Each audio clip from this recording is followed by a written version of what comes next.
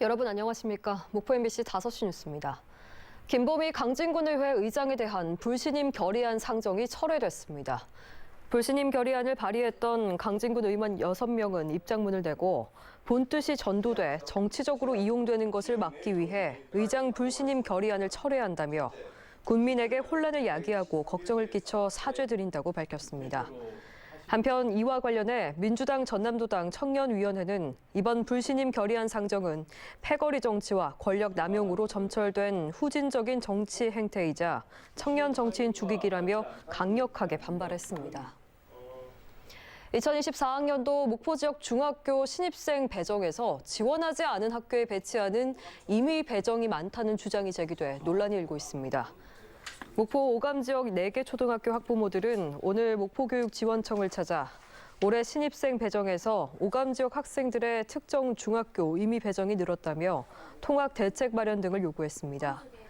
정대성 목포교육장은 중학교 배정은 컴퓨터 프로그램으로 이뤄지는데 올해 임의 배정이 많은 것은 해당 학교의 지원자가 크게 줄었기 때문이라고 해명하고 에듀버스 등 통학 대책을 검토하겠다고 밝혔습니다.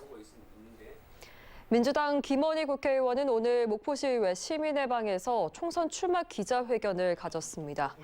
김 의원은 지난 4년 동안 목포대 의대 유치와 목포역 대개조 예산 확보, 전남형 트램 건설 추진 등 목포 발전에 힘썼다며 이를 완성하기 위해서 재선에 나섰다고 밝혔습니다. 김 의원은 또 목포 신안 통합을 위한 예비 후보 공동 선언을 제안했습니다. 전남도의회 경제관광문화위원회가 전남을 오래 머무르고 다시 찾는 관광지로 만들기 위한 전략 마련에 들어갔습니다. 이철 위원장 등 전남도 의원들은 체코 관광청 산하기관인 프라 PIS를 방문해서 관광객 숙박 일수를 늘리고 재방문을 유도하기 위해서는 관광지 정보에 대한 다양한 안내와 관광 종사자 교육이 중요하다는 의견을 청취했습니다. 전남도 의원들은 최근 프랑스와 체코 등 유럽 관광 선진지 4개국을 방문해 지역별 관광 정책과 지역 소득 창출 사례를 살펴봤습니다. 박홍일 목포시장은 올해 처음 열린 목포시의회 임시회에서 시정 연설을 갖고 지속 가능한 성장 동력을 확보해 더 나은 목포를 만들겠다고 밝혔습니다. 박 시장은 올해 주요 시정 운영 방향으로 청년이 모여드는 젊은 경제도시 구현, 신성장 동력 확보와 수산식품 산업 중심 도시 기반 강화, 목포 신안 통합 분위기 조성 등을 제시했습니다. 전라남도는 올해 스마트 농업 확산과 시설 원예, 과수 산업 육성을 위해서 3개 분야 24개 사업에 600억 원을 지원하기로 했습니다.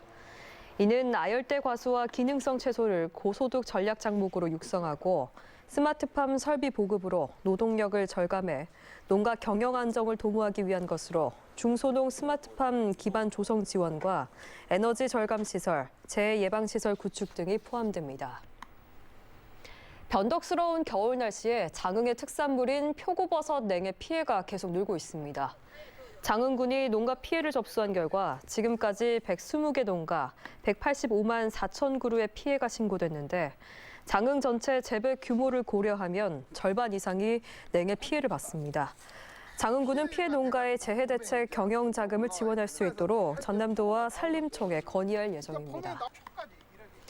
지난해 12월 영암군 고향사랑 기부제 모금액은 7억 700만 원으로 전국 기초지자체 가운데 12월 모금액 1위를 달성했다고 밝혔습니다. 영암군이 지난 한 해 동안 모금한 기금은 12억 3,600만 원으로 이 가운데 57%가 12월 한 달 동안 모금됐는데 영암군은 세액 공제를 받기 위한 연말 기부가 늘 것으로 예상해 가치 기부를 홍보하고 답례품 체계를 변경한 효과가 나타난 것으로 분석했습니다. 신안군 앞해읍 학교리와 동설이 540세대 LPG 배관망 구축 사업이 내년 12월까지 완료됩니다. LPG 배관망 구축에는 모두 59억 원의 사업비가 투입돼 LPG 소형 저장 탱크 설치와 배관망, 세대별 가스 시설이 구축됩니다. 뉴스를 마칩니다. 시청해주신 여러분 고맙습니다.